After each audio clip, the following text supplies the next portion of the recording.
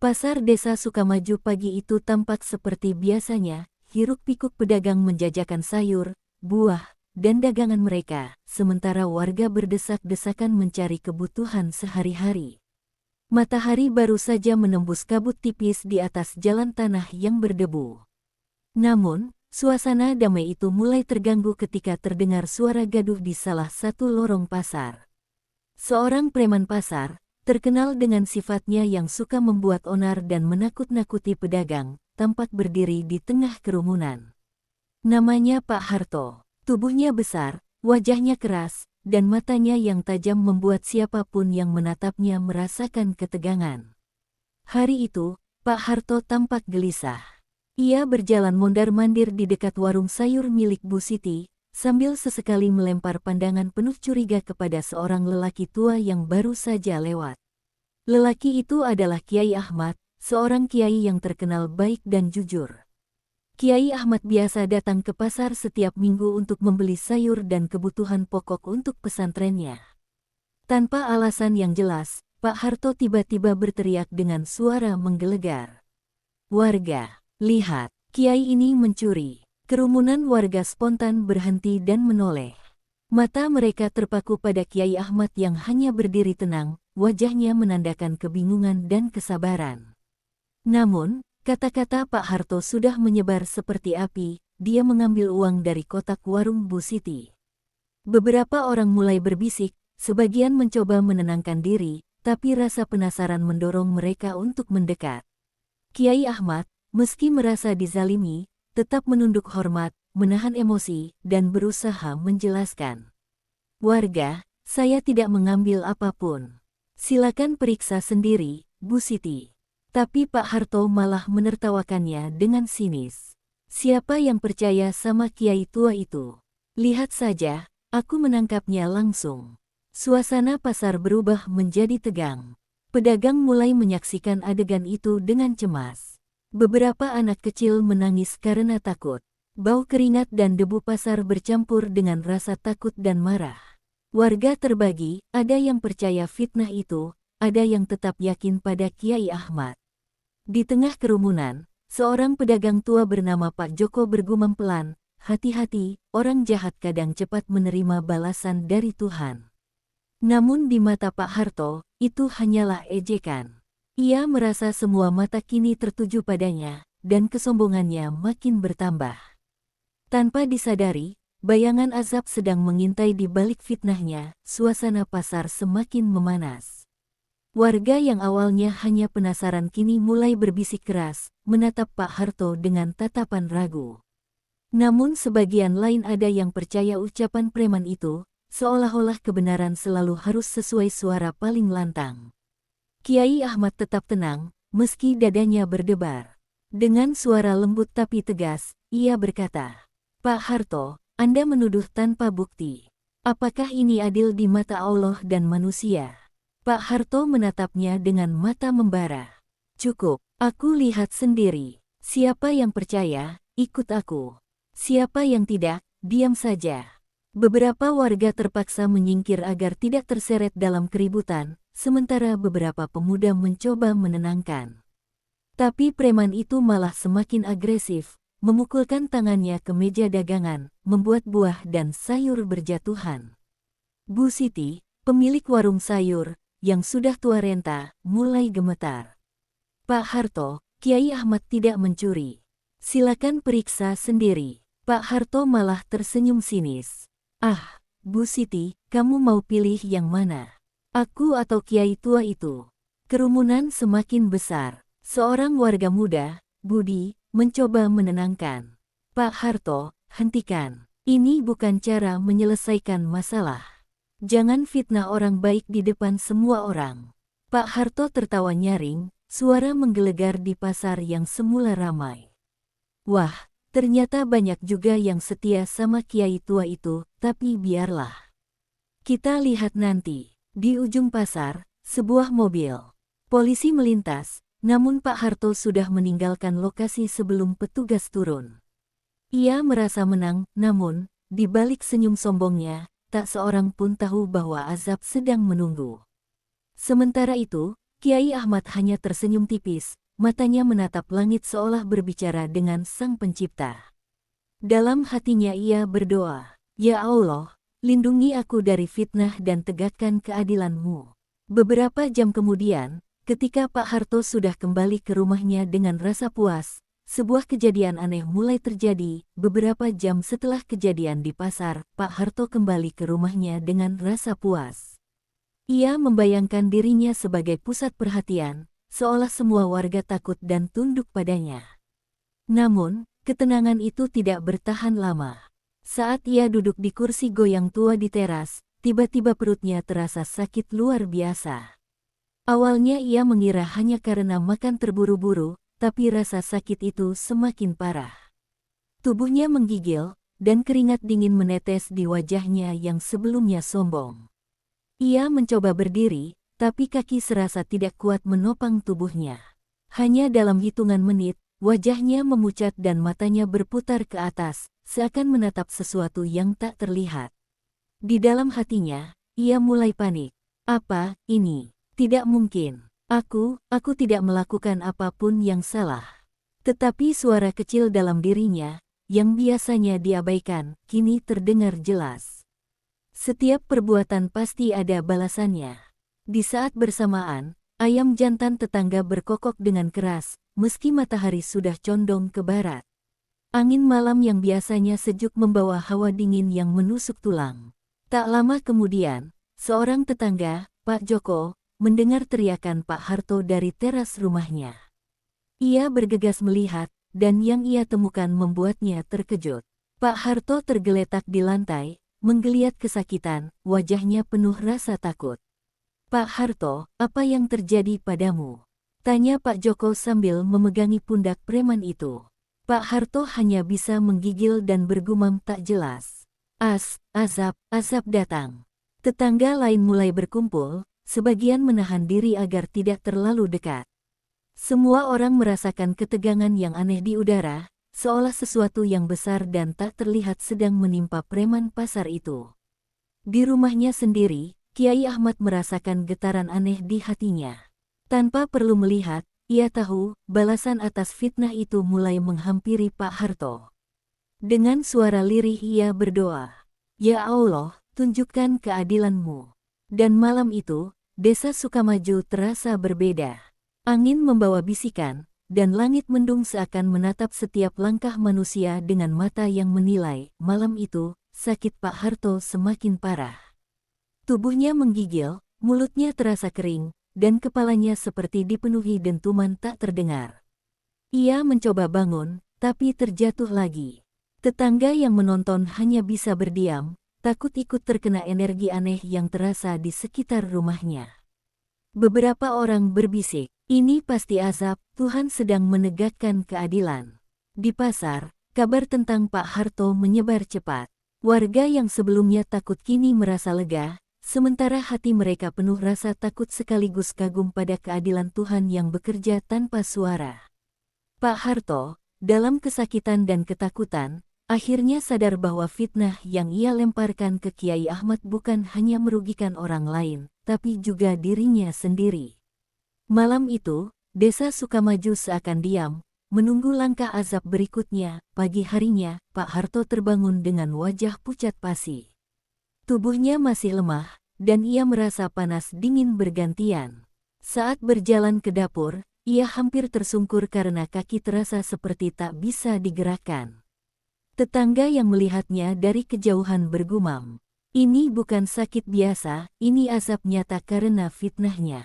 Pak Harto mencoba menyangkal di dalam hati, tapi rasa sakit dan takut membuatnya tak bisa berkata apa-apa. Ia menunduk, untuk pertama kalinya merasa kecil di hadapan dunia dan Sang Pencipta. Di rumah Kiai Ahmad, Sang Kiai hanya menunduk dan berdoa, yakin bahwa keadilan itu pasti datang tepat waktu. Siang itu, Pak Harto hampir tidak mampu berdiri. Tubuhnya lemas, tangan gemetar, dan wajahnya terlihat pucat seperti kertas. Ia mencoba memanggil tetangga untuk menolong, tapi suaranya serak dan nyaris tak terdengar. Beberapa tetangga berani mendekat, tapi tetap menjaga jarak. Salah seorang berbisik, Lihat, ini bukan sakit biasa. Ini azab karena perbuatan jahatnya sendiri. Pak Harto mulai menangis, menyesali semua fitnah yang dilemparkan ke Kiai Ahmad. Untuk pertama kalinya, kesombongan dan amarahnya digantikan rasa takut yang murni. Di rumah Kiai Ahmad, sang Kiai kembali berdoa dengan tenang, yakin bahwa Allah sedang menegakkan keadilan secara sempurna. Malam itu, Pak Harto terlihat menggigil hebat di depan rumahnya.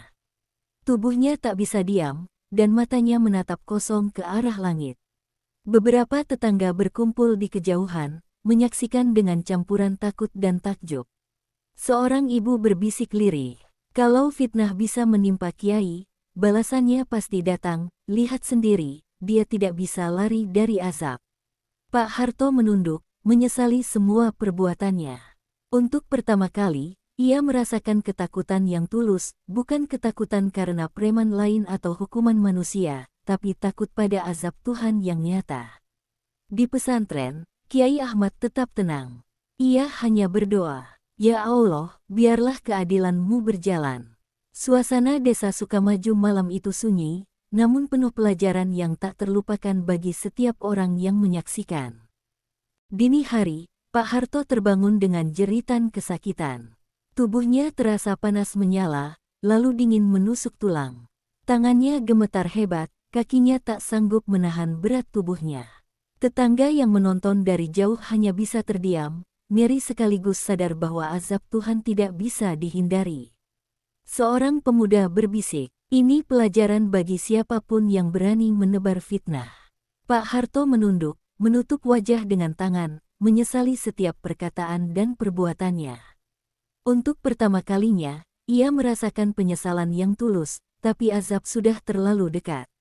Di sisi lain, Kiai Ahmad tetap berdoa dengan tenang, yakin bahwa keadilan Allah sedang bekerja tanpa suara, tapi sangat nyata terasa. Menjelang siang, Pak Harto hampir tak mampu bergerak.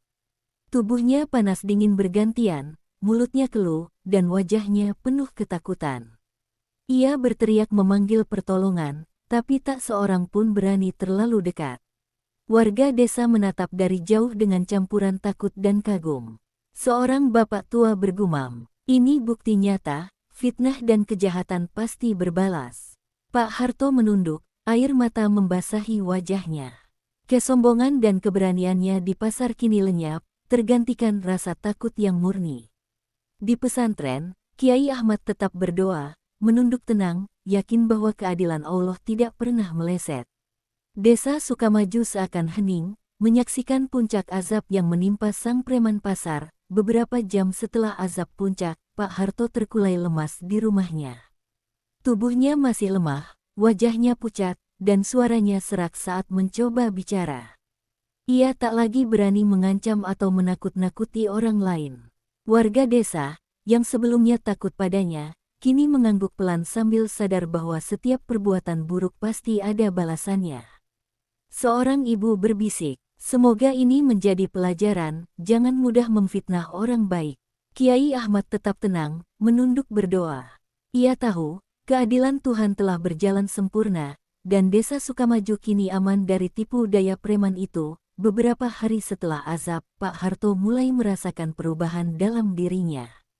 Tubuhnya yang dulu kuat dan menakutkan kini lemah, dan hatinya dipenuhi rasa penyesalan.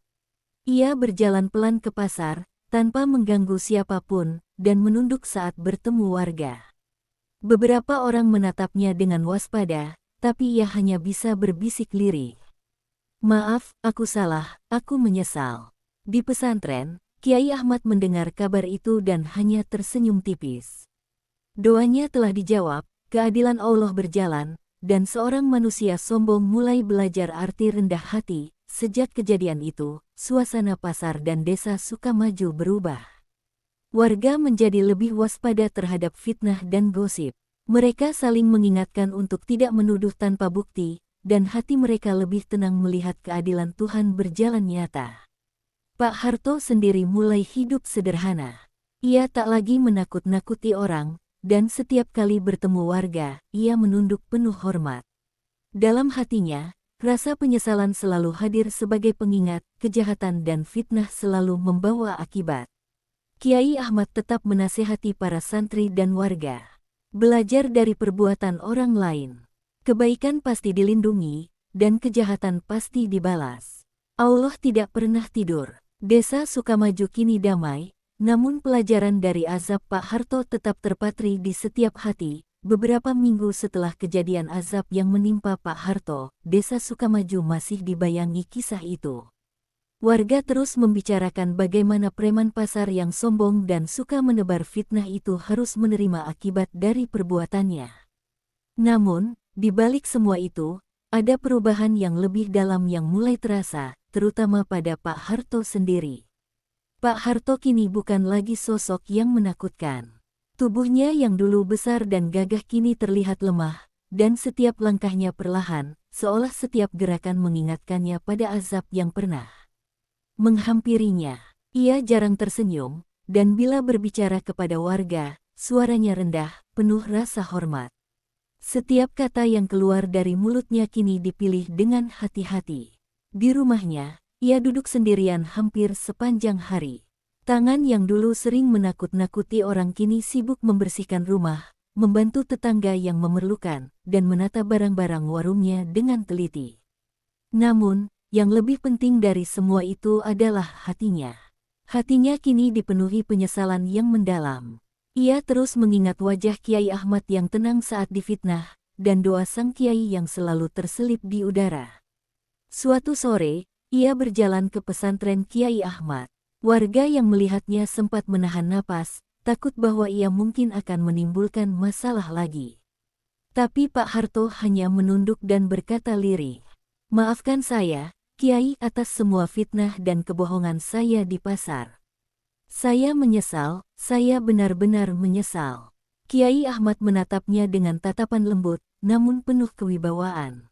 "Pak Harto, penyesalan adalah awal dari perbaikan. Jangan biarkan kesalahan lalu menghalangimu menjadi lebih baik. Allah menerima orang yang menyesal dan mau berubah." Kata-kata itu seperti cahaya yang menembus hati Pak Harto. Untuk pertama kali, ia merasakan ketenangan sejati, bukan ketenangan palsu yang muncul dari ketakutan atau kekuasaan semu. Ia tersadar bahwa selama ini, kesombongan dan nafsu menguasai dirinya, hingga ia melupakan kemanusiaan dan nilai-nilai yang seharusnya dijunjung tinggi.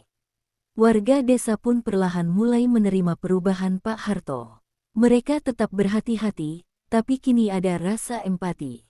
Mereka melihat bahwa azab bukan hanya hukuman, tapi juga peringatan dan kesempatan untuk berubah.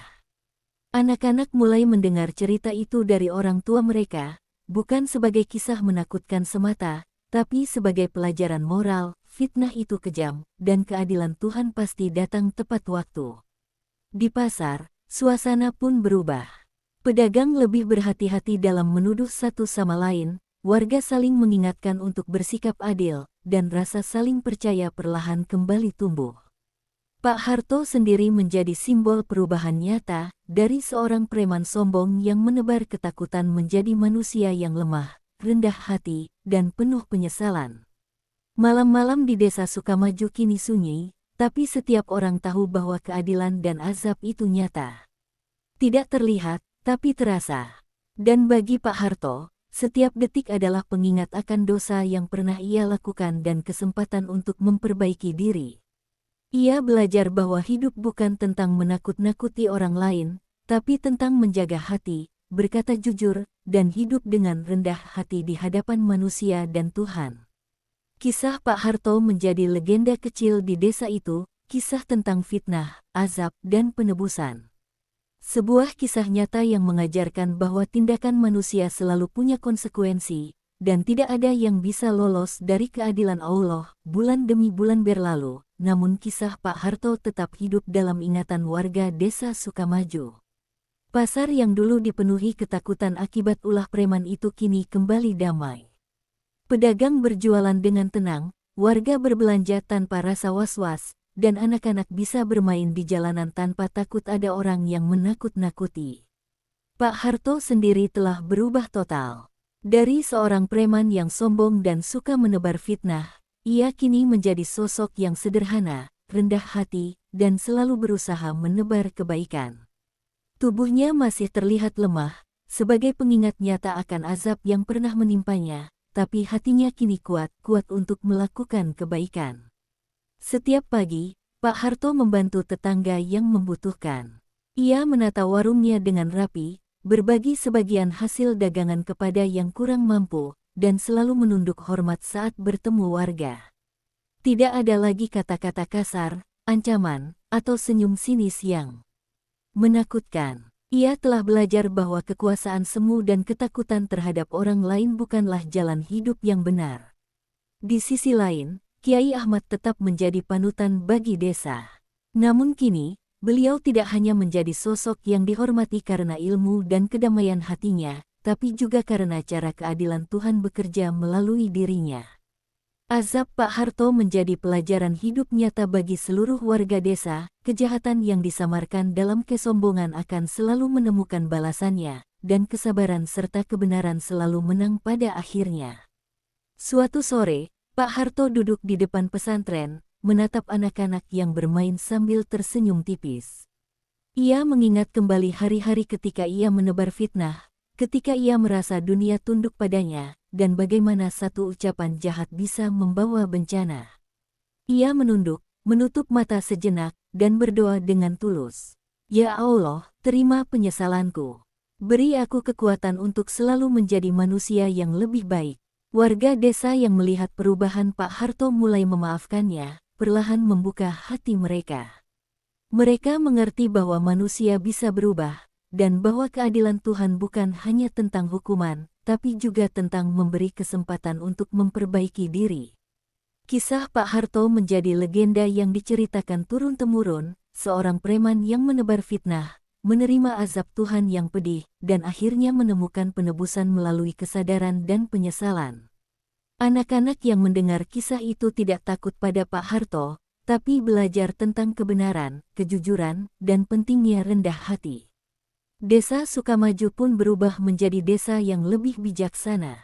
Warga lebih menghargai satu sama lain, lebih berhati-hati dalam menilai orang lain, dan lebih percaya pada keadilan yang datang dari Yang Maha Kuasa. Setiap orang yang pernah menyaksikan azab Pak Harto menyadari satu hal penting, dunia ini bukan tempat untuk menebar kebencian, menipu, atau memfitnah. Segala perbuatan akan kembali, dan yang terbaik adalah hidup dengan hati bersih, jujur, dan rendah hati. Di malam yang tenang, ketika angin berhembus lembut dan bintang-bintang bersinar di langit Sukamaju, Pak Harto duduk di teras rumahnya. Ia tersenyum tipis, bukan karena dunia kini menaklukkan dirinya, tapi karena hatinya telah benar-benar berubah. Ia tahu, meski masa lalu tak bisa diubah, masa depan selalu bisa diperbaiki dengan kebaikan dan penyesalan yang tulus. Dan dari kisah itu, satu pelajaran jelas tertulis di setiap hati warga desa: fitnah itu berdosa, kejahatan itu berbalas, dan penyesalan yang tulus adalah jalan menuju penebusan. Desa Sukamaju kini damai, tapi pelajaran dari azab Pak Harto tetap hidup, menjadi pengingat bahwa Tuhan selalu menegakkan keadilan, bahkan ketika manusia tidak menyadarinya.